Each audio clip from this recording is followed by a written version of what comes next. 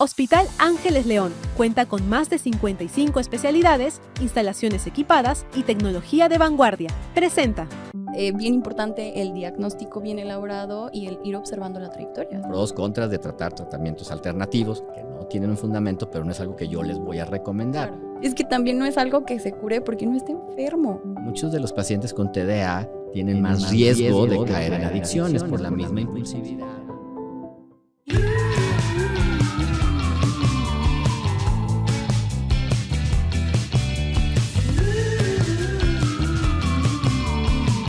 ¿Te han dicho o tú has observado que tu hijo se mete en problemas porque es demasiado inquieto, impulsivo, distraído, que comete errores por no poner atención, que pareciera manejado por un motor, que parece que no escucha cuando le hablas?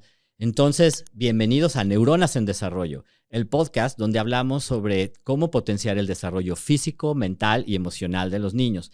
Y el día de hoy vamos a hablar sobre el trastorno por déficit de atención e hiperactividad. Para eso, tengo como invitada a la licenciada Valeria Carrillo. Vale es psicóloga educativa. Hola, Vale, ¿cómo estás? Hola, muy bien, muchas gracias. Muy contenta de estar aquí el día de hoy.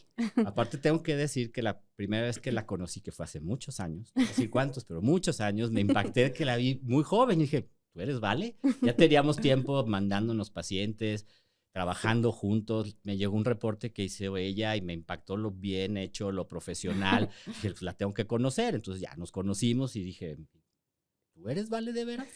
Y la verdad es que tiene una historia de vida muy motivadora, que no es el tema del día de hoy, pero la verdad es que es una persona a la que admiro muchísimo, es muy profesional. Y para mí es un orgullo y un gusto tenerte hoy aquí. Muchas gracias. Para mí también es un placer, es un honor estar aquí el día de hoy en este tipo de espacios que como le platicamos, como te comentaba doctor, son muy importantes, ¿no? Y cada vez los necesitamos más como profesionistas y como sociedad en general, ¿no? Para las familias y para todo, crear estos espacios que nos retroalimenten, que nos ayuden, que nos aporten, son súper importantes para el trabajo de todos. Entonces, estoy muy contenta. Muchas gracias por la invitación. Y además creo que el tema de hoy es algo muy importante que nos apasiona a los dos, ¿no? El trastorno por déficit de atención y hiperactividad. ¿Por qué es importante? Uno, porque tiene un impacto muy significativo en la vida de los niños, porque es algo muy frecuente. Se calcula que entre un 5 y un 8% de los niños en edad escolar tienen este trastorno. Además de que hay mucha mala información, desinformación y mitos al respecto, y muchos miedos. Los papás siempre llegan con muchísimas preguntas y muchos miedos al respecto, ¿no? Sí, totalmente. Es muy importante la información. O sea, el que realmente tengan una información que sea verídica, que sea certera, que puedan confiar en ella para sobre eso apoyar y ayudar a las necesidades, ¿no? Porque siempre, bueno, vamos a hablar ahorita de esto, ¿no? Los mitos y qué sí es y qué no es y por qué se da y tantas preguntas que llegan a veces al consultorio que dices, ¿dónde escucho esto? ¿De dónde salió? ¿De dónde salió Entonces, esto? precisamente por eso vamos a empezar con aclarar qué es el trastorno por déficit de atención y hiperactividad. ¿Qué es? Ok, bueno, voy a buscar una forma de definirlo como de forma más entendible, ¿no? Porque luego tecnicismos y esto no es tan entendible, pero como la palabra lo dice, trastorno es algo que tiene que ser tratado, ¿no? Que tiene que ser atendido. Al final, pues son dificultades y entra en una categoría de trastornos en el neurodesarrollo, porque habla de estas dificultades neurofuncionales, ¿no? Que están en todas estas funciones con las que no nacemos, que vamos aprendiendo durante nuestros primeros años de vida. Entonces es trastorno por déficit de atención con hiperactividad, ¿no?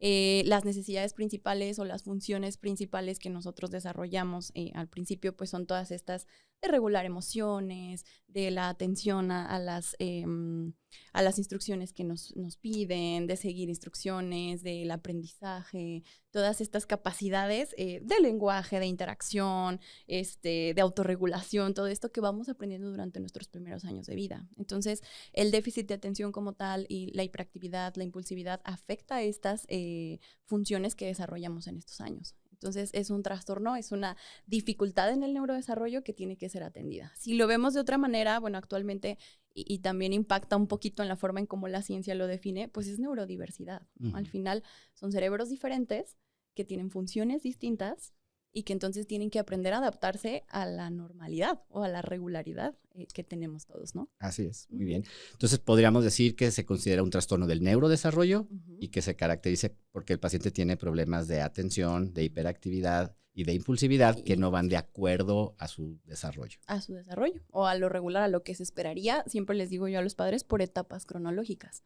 Digo, porque entendemos que todos crecen diferente y que todos desarrollan funciones distintas dependiendo del el contexto, la familia, y bueno, factores que también vamos a hablar ahorita de esto. Pero en estas funciones, pues sí hay algo regular, ¿no? O sea, sí entendemos que un niño a los 7 años que tiene que lograr, a los 3, a los 4, a los 5, y que ya no es regular, que no está logrando o que hace que no logre desarrollarse o adaptarse adecuadamente. Entonces, sí. Y algo que me preguntan muchísimo y que también vamos a hablar cuando hablemos de mitos de esto, pero ahorita vamos a decir qué es lo que sí lo causa, ¿no? Sabemos que eso está causado por cuestiones genéticas, que puede haber factores ambientales que pueden influir, pero que finalmente es algo genético, que no es algo por una mala crianza, que no es algo que sea por maestros que no tienen vocación o papás que no le cuidan a sus niños. O sea, hay un fondo genético que ya está bien estudiado. Hay bases anatómicas y fisiológicas que nos explican el por qué a estos pacientes les cuesta trabajo concentrarse y planear lo que van a hacer, ¿no? Sí, totalmente. Digo, sí es bien importante hablar de esto, ¿no? También las causas que ocasiona como el TDAH, cuando realmente es TDAH, ¿no? Porque llegan mucho como, ese niño es hiperactivo. Claro. Y pues ya haciendo la evaluación te das cuenta que no es tanto, o sea, sí a lo mejor es un poco más activo de lo regular, pero no a nivel neurológico, o sea, no con estas deficiencias neurofuncionales. Y que no necesariamente es TDA como tal, hay 30 diagnósticos diferentes o 30 razones diferentes por las que un niño puede estar inquieto e impulsivo, ¿no? Sí, totalmente. Entonces, ¿cómo se diagnostica? ¿Cómo llegas al diagnóstico? O sea, ya nos dijiste que no es porque sea inquieto se diagnostica TDA, pero te llegan porque es inquieto. Entonces, ¿cómo sabes si es TDA o es alguna otra cosa? Generalmente, bueno, cuando llegan al consultorio ya es porque alguien los mandó, ¿no? O sea, generalmente es muy difícil que llegue algún papá como por inquietud propia a un diagnóstico por TDAH, ¿no? Porque generalmente dicen, pues es que así era yo de chiquito, o así era, así es mi papá, es súper inquieto, no atiende, pero yo también soy así. Entonces, generalmente es porque o la escuela o ya lo llevaron a un pediatra o a un neurólogo que les refiere alguna valoración o que les pide alguna valoración. Entonces, el proceso de diagnóstico no es tan sencillo. La verdad es que sí es todo un proceso. Nosotros siempre lo llevamos a cabo entre 6, 7 sesiones y a veces nos tardamos un poquito más. Hay papás que un poquito se molestan o familias que a veces les cuesta un poquito de trabajo entender este proceso, pero es que hay muchos factores que pueden hacer que un niño esté inquieto o que un niño no atienda. Así es. Entonces es ir descartando desde el embarazo hasta los 5, 6, 7 años de vida en el que llega el niño ya al consultorio. Algo bien importante que en un proceso diagnóstico es considerar la etapa cronológica, ¿no? Porque si llegan a los 2 años por sospecha de TDAH, es muy difícil, ¿no? O sea, es muy difícil realmente detectar que sí sea TDAH o que sean otro tipo de factores, ¿no? Porque está en desarrollo y está generando muchísimas conexiones que apenas... ¿A qué edad puede decir que podemos hacer un diagnóstico como de más certeza de que sí es TDA? Después de los 6 años. Después de los 6, 7 años ya tienes como mucho más certeza de que el niño sigue teniendo estas dificultades. Antes de eso lo podemos sospechar, pero lo dejamos como un probable TDA en el preescolar. Exacto. Y lo seguimos estudiando, le ayudamos al niño a corregir estas conductas que tiene, pero no confirmamos un diagnóstico. Sí, totalmente. Siempre les platico que puede ser una trayectoria de riesgo y hay que trabajar sobre esos signos, sobre lo que ya identificamos que pudiera estar alterando, ¿no? O sea, el contexto, la escuela, el sistema, o sea, hay muchos factores. Entonces se podría trabajar así. El proceso diagnóstico, pues, es una serie de aplicación de pruebas psicométricas, de pruebas de conductas, de escalas del desarrollo, muchísimos cuestionarios con los padres, con los maestros, porque luego me dicen los papás como, ¿para qué tanta pregunta?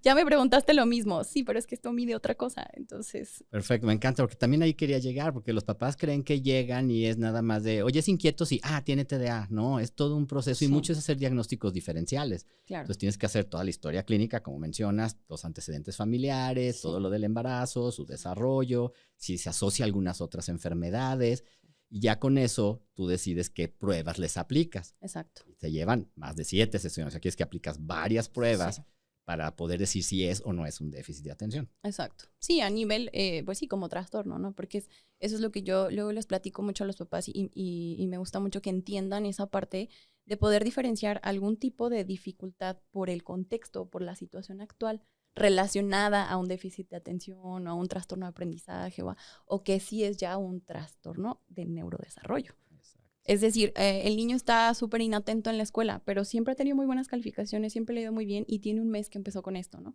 Sí, pero es que hace un mes tuvo alguna situación familiar o alguna dificultad en el contexto que alteró todo esto. Entonces ahí dices, no es déficit de atención. O si está teniendo ahorita déficit de atención, no es a nivel trastorno o a nivel neurológico. El niño está disperso por otras situaciones. Entonces tienes que primero descartar todo esto para poder confirmar que hay una trayectoria realmente de riesgo para un TDAH o que sí hay este tipo de trastorno. De acuerdo, yo también siempre les explico, porque también, y no le va a hacer ningún estudio, digo, es que no existe en el mundo ningún estudio, ningún examen de rayos X, electroencefalograma, exámenes de sangre que podamos hacer para decir si alguien tiene TDA o no. Es un diagnóstico clínico y tiene que cumplir con ciertos criterios, ¿no? Sí. Los criterios son que sea inquieto, impulsivo, distraído, que estos síntomas tengan un impacto negativo en cómo funciona, ¿no? Tiene que ser algo persistente. Eso quiere decir que tiene que afectar por lo menos en 2 ambientes diferentes, que por su edad serían casa, escuela, con los amigos. Debe ser algo crónico, debe llevar más de 6 meses con estos síntomas. Debe haber empezado antes de los 12 años de edad. Se puede diagnosticar a los 15, a los 40. Pero debe haber empezado con los síntomas antes de los 12 años de edad. Sí. Y como bien dices, el último criterio es que estos síntomas no se expliquen mejor por alguna otra cosa, ¿no? Que ya dijimos que hay más de 30 causas de alguien que pueda ser inquieto, pero entonces tienes que estar seguro que no hay otra causa que explique mejor los síntomas. Exacto. Y si cumples con todos estos criterios, entonces ya podemos decir que tiene un TDA. Claro, podríamos estar hablando ya de un trastorno como tal dentro del neurodesarrollo, donde ya tiene pues más de 6 criterios como dentro de la parte clínica, ¿no?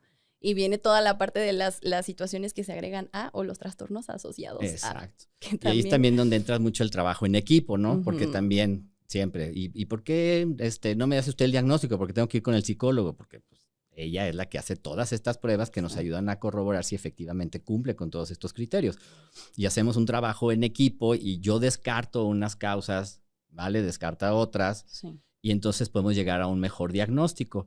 Y como decía Vale ahorita, el 85% de estos niños van a estar asociados a alguna, nosotros le llamamos comorbilidad. Esto quiere decir alguna cuestión que está asociada al TDA, ¿no? Y cuando los empiezas a valorar tú, haces pruebas también para ver estas otras comorbilidades. Claro, para detectar.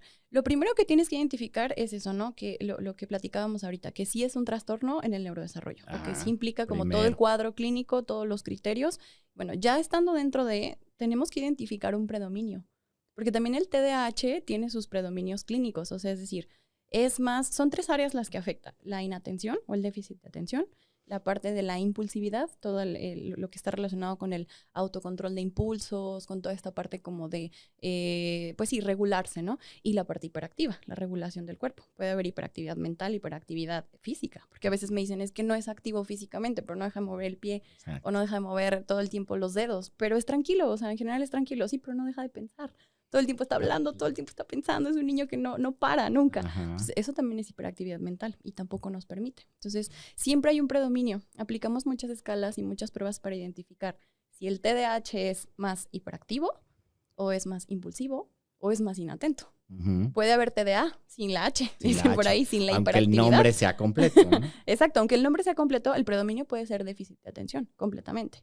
Entonces, cuando encontramos el predominio, entonces podemos identificar, no digo que más fácil, pero a lo mejor sí más rápido, las situaciones o los trastornos asociados a.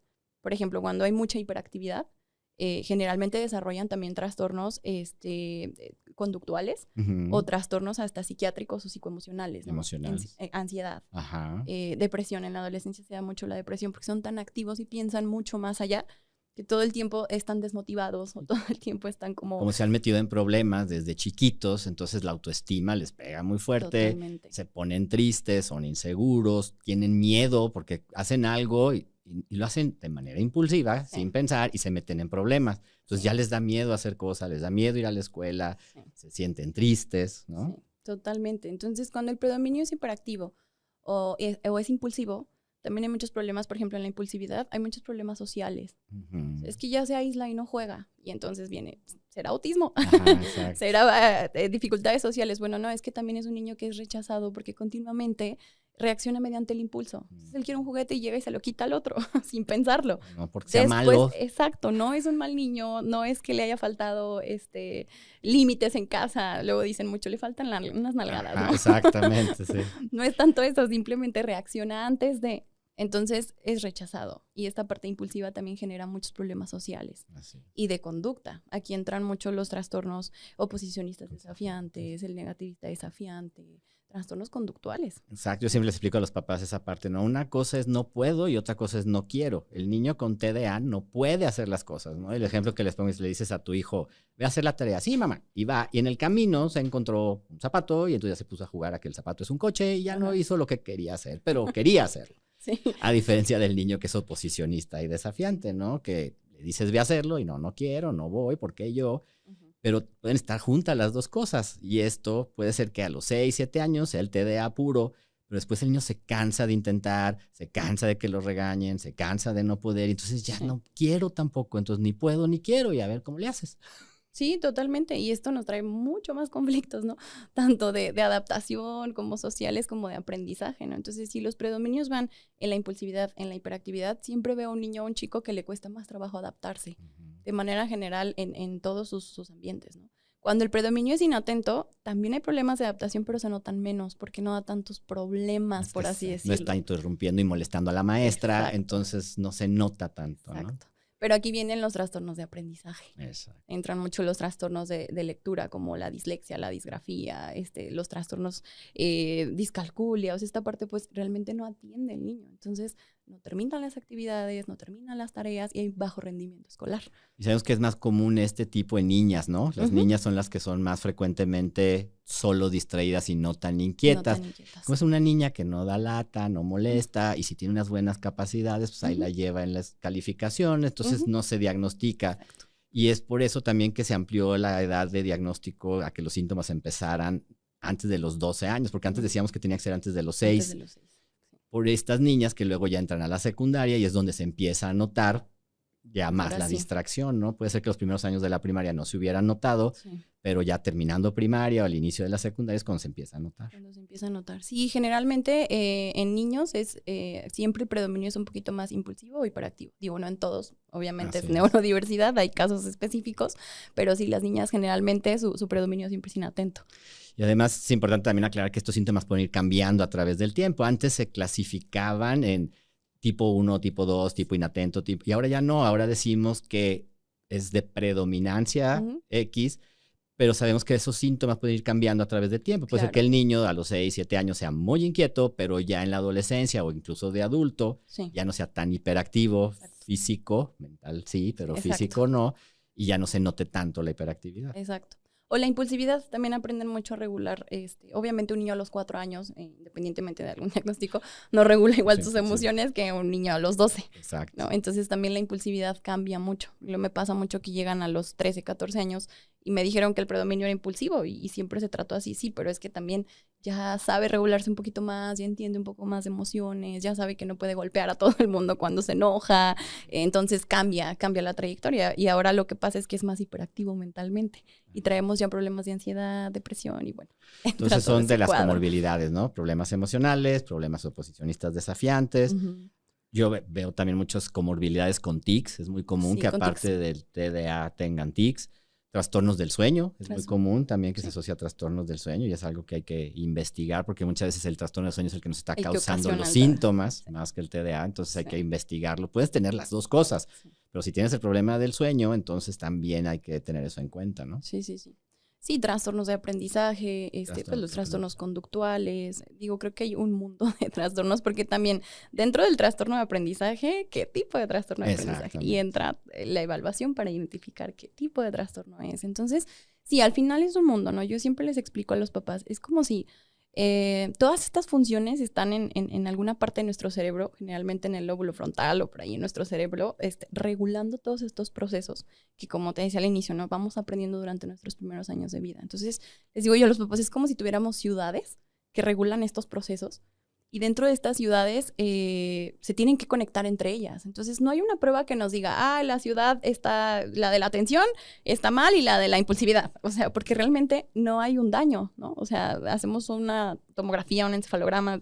Normal, ¿no? Está bien, ¿no? O sea, está dentro del desarrollo, ¿no? Entonces, no hay como tal un daño, pero al momento de generar esta conexión, cuando tú le das la instrucción al niño y va a llevar de la ciudad de la atención a la ciudad de la ejecución de instrucciones, los 10 camioncitos con la información, pues a lo mejor llega uno o no llegan, se fueron a otras ciudades, a otras carreteras y es donde viene como esta dificultad, ¿no? Entonces, fundamental hacer trabajo en equipo para poder hacer un diagnóstico integral y completo, porque puedes tener más de una causa de esto. Sí. Si nos enfocamos a tratar solo una, pues no va a funcionar, ¿verdad? Sí. Entonces, ya una vez que tenemos un diagnóstico integral, ya vimos todas las comorbilidades que puede tener, ¿cómo les ayudamos a estos niños? Esa es la pregunta más importante de todas, que ya tenemos el diagnóstico. Bueno, es todo un proceso, ¿no? Siempre que encontramos ya una trayectoria de riesgo o una confirmación de algún diagnóstico, es primero hacer un trabajo en equipo entre los implicados dentro del desarrollo del niño, es decir, la escuela. Básico. O sea, fundamental el trabajar con la escuela. ¿Vas tú a las escuelas y platicas con ellos? Totalmente, sí. Tenemos que ir a las escuelas, hacer las visitas de seguimiento escolar, como las visitas de presentación, porque al final vamos a presentarle a la maestra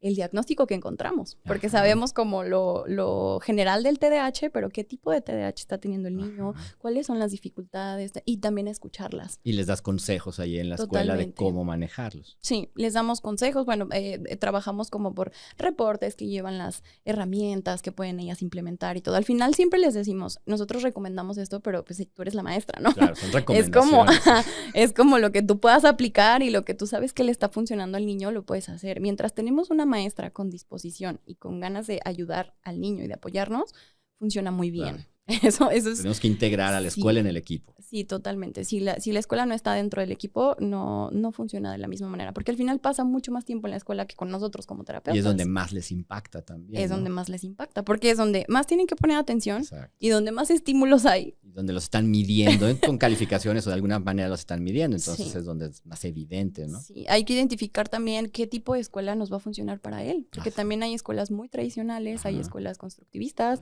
hay escuelas Montessori, hay escuelas, entonces ¿qué le funciona? Y no es todas las escuelas para todos los niños. No podemos decir que una escuela sea mejor para todos los pacientes con TDA. O sea, todos los niños son diferentes y todas las escuelas son diferentes. Sí. Es cuando los papás me preguntan, ¿y qué escuela es la mejor?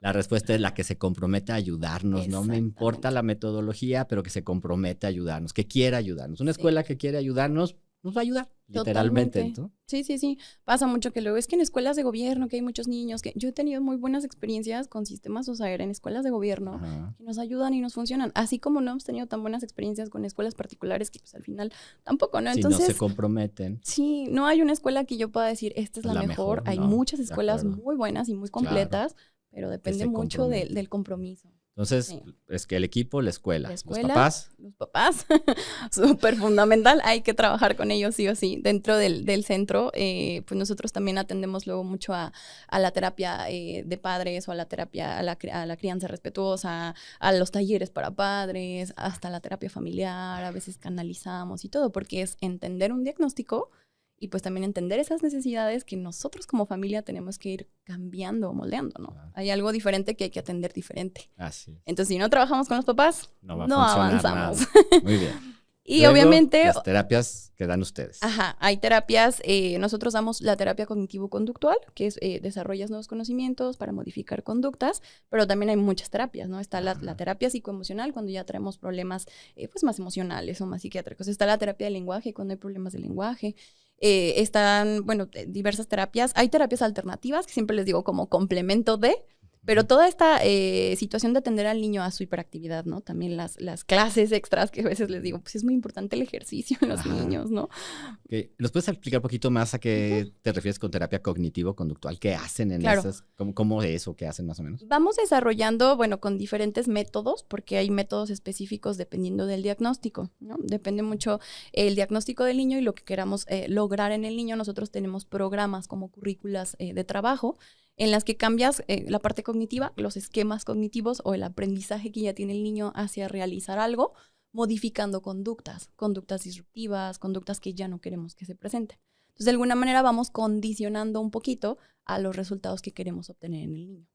Por voluntad propia, o sea, porque el niño quiera hacerlo y entienda que tiene que hacerlo de esa manera, y entonces desarrollamos conductas adaptativas, que son las que más necesitan en este tipo de dificultades. Entonces ya hablamos de trabajar en equipo, hablar con la escuela, hablar con los papás, las terapias, y luego ya lo que nos toca a nosotros, la parte que a los papás no les gusta, tampoco a nosotros nos gusta andar medicando niños nomás porque sí, ¿no? El tema de los medicamentos es un tema siempre muy áspero, muy de muchos miedo, y de que sí tenemos que tener en cuenta que no todos los niños van a responder igual a los medicamentos, ¿no? El medicamento sí es una parte importante del tratamiento, porque sabemos que hay una zona del cerebro que no está funcionando bien, y el medicamento nos ayuda a estimular esta zona, ¿no? Claro. Sabemos que los lóbulos prefrontales no están siendo bien estimulados y necesitamos ayudar a esa zona a que se estimule para que también las terapias funcionen. A esas conexiones. Entonces, hay varias opciones de medicamentos. Claro. Todos son seguros, pero también todos tienen riesgos de efectos secundarios. Por eso es que algunos incluso son controlados, no porque sean peligrosos, sino porque no queremos que haya un abuso o un mal uso del medicamento,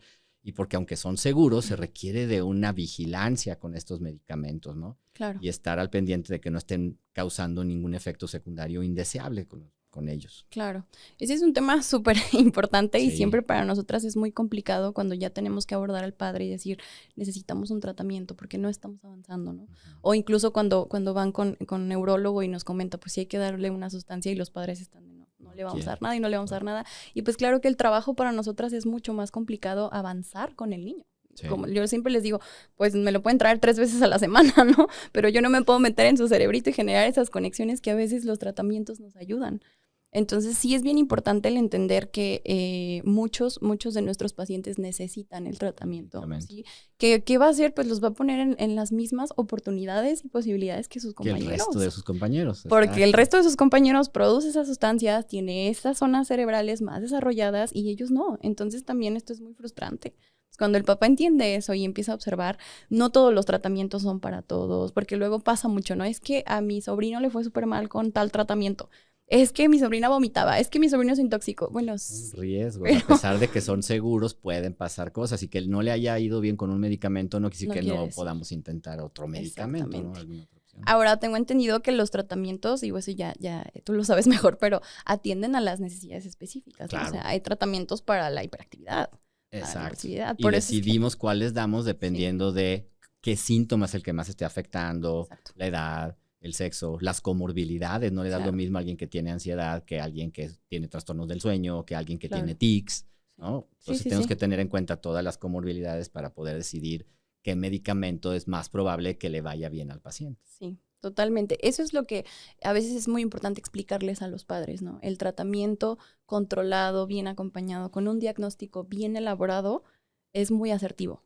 Porque a veces pasa eso, ¿no? En una sesión decimos, sí, es hiperactivo. Y ese día, no sé, no había dormido bien y venía súper inquieto. Que le dan tratamientos para la hiperactividad y obviamente se duerme. Entonces, es bien importante el diagnóstico bien elaborado y el ir observando la trayectoria. Siempre les digo, cuando damos un tratamiento, pues también es importante observar hasta qué momento ya hizo efecto, hasta qué momento lo vimos que ya empezó y que la comunicación entre todo el equipo, por si tú notas algo con el medicamento que le di, pues nos avisas y entonces vemos qué ajustes hacemos, ¿no? Sí.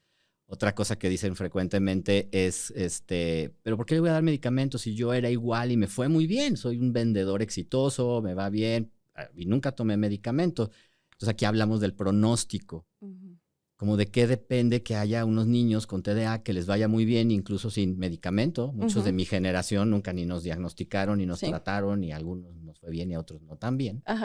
Y porque a otros sí no les va bien a pesar de que hagan las cosas. ¿De qué crees tú que depende del pronóstico? Yo creo, bueno, son muchísimos factores, ¿no?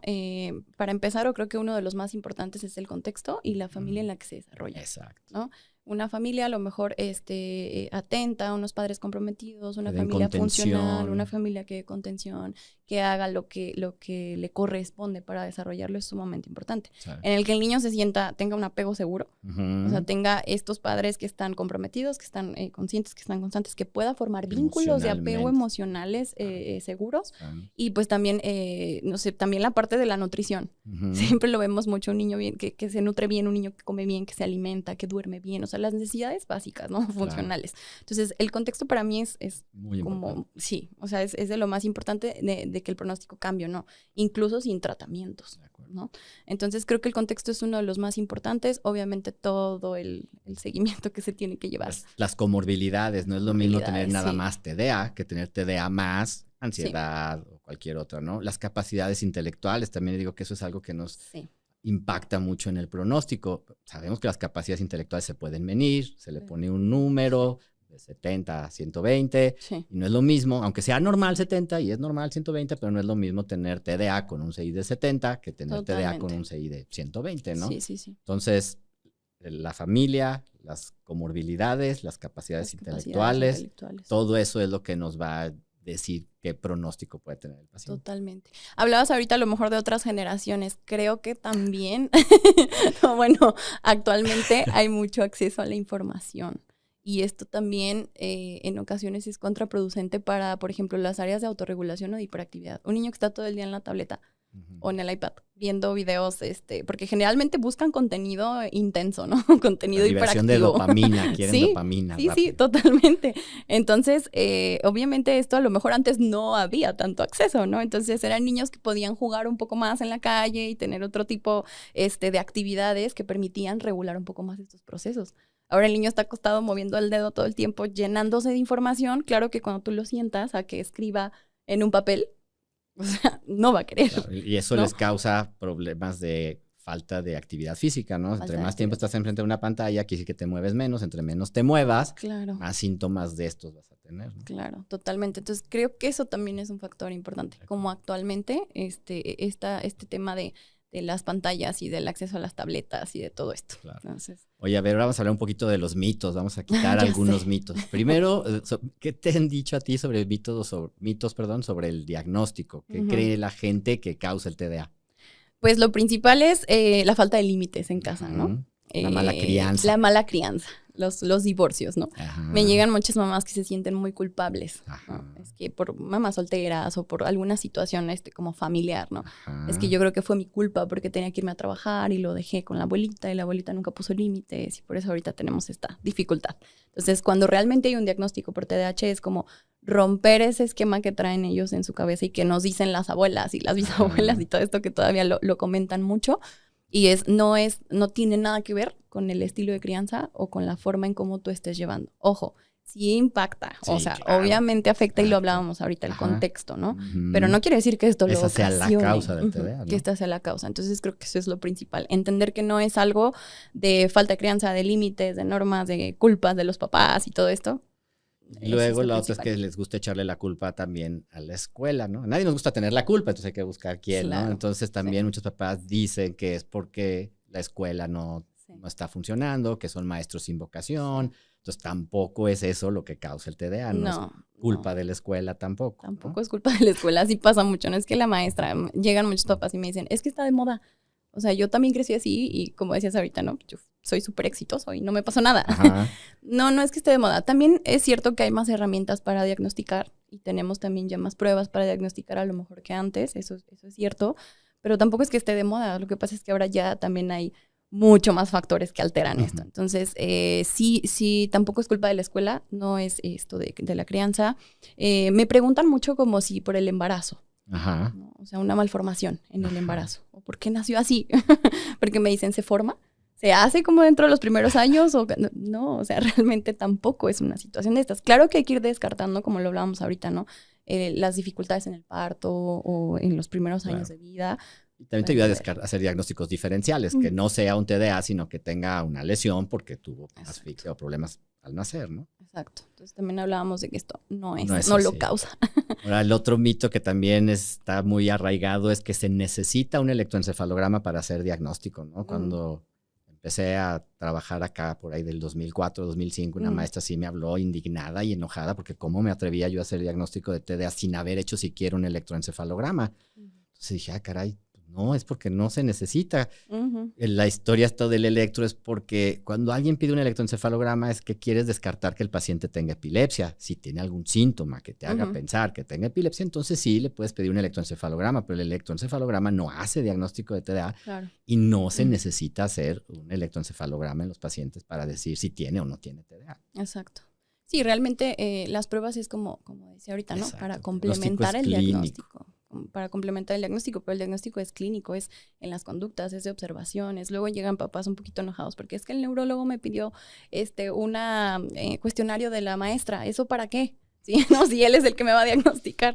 Bueno, pues es que necesitamos saber cómo se comporta en la escuela y cómo lleva todo este seguimiento dentro de la escuela para entender las conductas y las necesidades. Y entonces, pues sí, realmente, como decíamos al principio, no hay una prueba que nos diga, aquí está, en el electro, aquí sale la actividad de TDAH. Exacto, eso no existe. No existe. Okay, de acuerdo. También. Oye, mitos sobre tratamiento también, hay muchísimos, ¿no? ¿Qué has oído tú sobre mitos del tratamiento? Híjole, bueno, yo creo que hay muchos. De los más frecuentes, la parte de, el tratamiento farmacológico, ¿no? Lo que decíamos ahorita.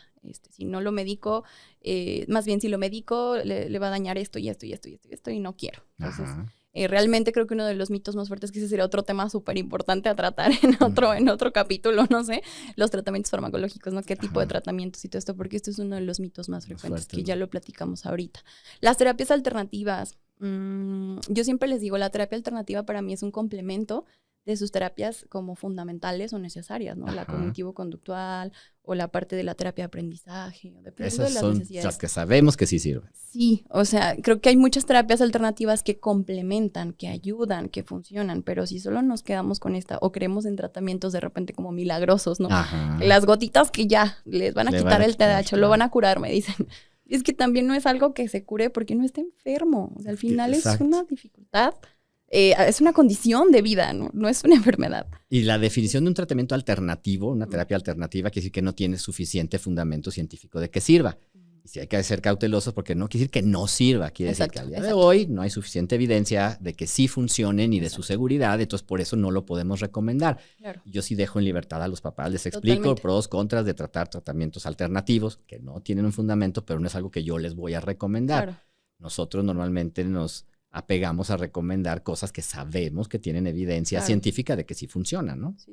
Sí, en relación como hablábamos ahorita, por ejemplo, en los mitos, me refería como al tratamiento alternativo, como utilizarlo como solo ese tratamiento, ¿sabes? Porque luego llegan, es que le di 5 años de, no sé, equinoterapia a lo mejor. Digo, yo creo que la equinoterapia funciona muy bien como un complemento. Sí.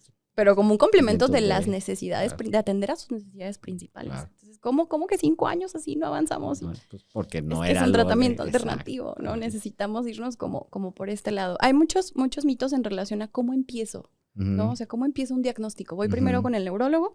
¿O voy primero con el psicólogo? ¿O quién me va a decir qué hacer, no? Hay muchos mitos en relación a esto. Yo creo que es bien importante. Yo siempre les digo, el neurólogo para nosotros nos confirma que hay una situación de TDAH. O sea, yo siempre les digo, nuestro diagnóstico les da a ellos la pauta para ellos tomar la decisión, y el diagnóstico que cuenta es el del neurólogo. Porque al final es una dificultad en el neurodesarrollo. Entonces, yo siempre les digo, creo que lo principal es un diagnóstico psicométrico, psicológico, que evalúe todas estas situaciones que comentábamos al principio, ¿no? La parte intelectual, el contexto, todo para poder enfocarnos a que realmente sea TDAH y confirmar con un neuropediatra, independientemente de que haya o no haya tratamientos farmacológicos. Porque ellos creen que ir con el neurólogo ya es medicamento. Entonces, a veces no es medicamento, a veces el mismo neurólogo dice, no vamos a dar ahorita nada, vamos a esperar a ver cómo funciona con la terapia, con no sé, a lo mejor algo para dormir o algo que no sea tan controlado, y ya sobre esto determinamos. Entonces, creo que es bien importante primero un diagnóstico psicométrico que puede evaluar todas estas áreas, confirmar con un neurólogo y ya de ahí pues buscar las alternativas que nosotros queramos buscar. Así es, ¿no? De acuerdo. Dentro de... Otro mito muy, muy común es el que el medicamento causa adicción, ¿no? Mucha gente le tiene mucho miedo al medicamento por la adicción como tal. Y aquí la asociación, y la entiendo perfecto, es que muchos de los pacientes con TDA tienen más riesgo de caer en adicciones por la misma impulsividad, prueban cosas sin pensar consecuencias y acaban teniendo adicciones, ¿no? Sabemos que los pacientes con TDA tienen más riesgo de empezar con tabaquismo a edades tempranas, de manera que si no les ayudamos con un medicamento, entonces van a caer en estas conductas de riesgo. Y no al revés, no es que el medicamento les causó la adicción, sino Exacto. que ellos ya tenían un riesgo de la adicción mayor si no le dabas el medicamento, ¿no? Sí, totalmente. Eso también es bien importante porque sí, muchos papás preguntan esto, ¿no? Y se va a hacer como ya adicto o dependiente, ¿no? También me dicen como toda la vida va a tener que tomar tratamientos. Bueno, depende mucho de los resultados que puede ir obteniendo. Y sí, a veces el hecho de no darle un tratamiento que le ayude a él antes a estimular eso, ¿no? Dopamina, serotonina, que luego las sustancias en la adolescencia lo provocan, pues también lo pone más vulnerable a poder caer en este tipo de situaciones. Así es. Uh-huh. Muy importante también recordarles que son niños, ¿no? Y que necesitan nuestro apoyo y que somos nosotros los adultos los que nos toca ayudarlos para poder potenciar su desarrollo y que puedan ser felices, ¿no? Que ese es nuestro objetivo, que sean niños felices, ¿no? Sí, que sean niños felices, que se puedan adaptar, que se puedan integrar socialmente, ¿no? Sí, totalmente. Creo que también ese es uno de los mitos. Otro de los mitos, digo, antes de, para tocar el tema también, los estilos de crianza, ¿no? Que decíamos, esto ocasiona él. Entonces a un niño con hiperactividad hay que pegarle porque si no le pegamos no se sienta. Entonces hay que buscar la forma de cómo trabajar en este estilo de crianza para que los síntomas no sigan o no se aumenten, que era lo que decíamos. No es que los ocasionen, pero sí pueden potencializar. Y nadie nacemos sabiendo ser papás, ¿no? Claro, o sea, no. cómo educamos a nuestros hijos tiene muchísimo que ver con cómo nos educaron a nosotros y luego repetimos patrones, no porque seamos malos papás o malas personas, sino es porque lo que sabemos hacer. Entonces, en eso nos ayudan muchísimo ustedes. Ustedes sí han estudiado y sí saben y dan consejos de técnicas de crianza que sean positivas y que en verdad causen un cambio constante y positivo en el niño, ¿no? Sí, totalmente. Sí, y la comunicación también, ¿no? Entre todos. De acuerdo. Hablábamos ahorita, el trabajar en equipo, escuela, terapeutas o la parte de integrar todas sus terapias, neurólogo que lleva como el seguimiento de todos los tratamientos y de todo, y pues obviamente los padres, ¿no? Muy bien, vale. Oye, para ir cerrando, si pudieras darle un solo consejo a los papás que acaban de recibir el diagnóstico de TDA, les pudieras dar un consejo, ¿cuál sería? Un solo consejo. Bueno, que un diagnóstico no determina un pronóstico, ¿no? O sea, el diagnóstico no te condena a nada, sino más bien te abre la puerta y te abre como esa ventanita para decir, este es el camino.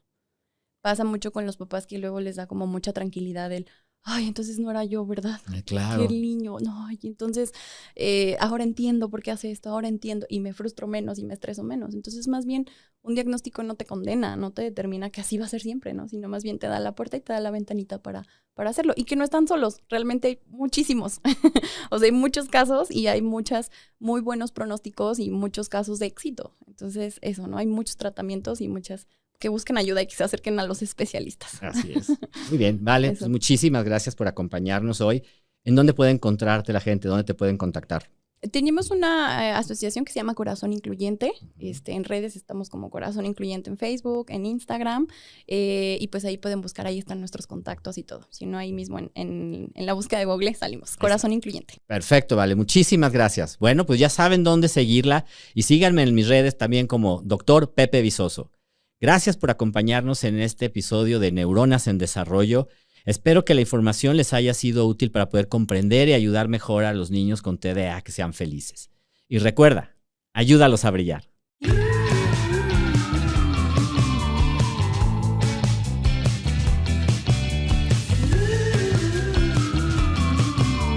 Hospital Ángeles León cuenta con más de 55 especialidades, instalaciones equipadas y tecnología de vanguardia. Presentó